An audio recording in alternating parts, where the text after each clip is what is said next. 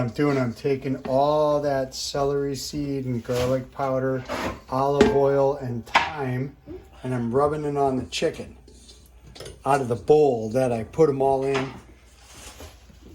These are, this is a whole chicken leg. Whole means it has the thigh and the leg. That's just a leg. That's just a chunk of fat. That's going to be really delicious for someone. Little olive oil, water. Put the baby in the oven. And now, the oven is turned on as hot as it can get. In my case, 500. But because it's a simple oven, I go to broil. That just means turn the gas on as hot as it can get. This oven hopefully will be like 550 degrees to cook these chicken.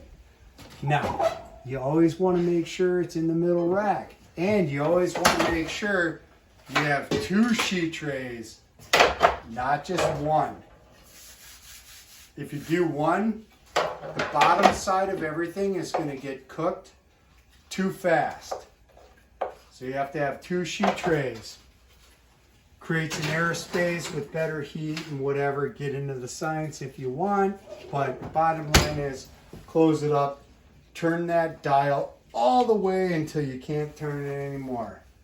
That's all I'm saying. And then you do the timer, 20 minutes.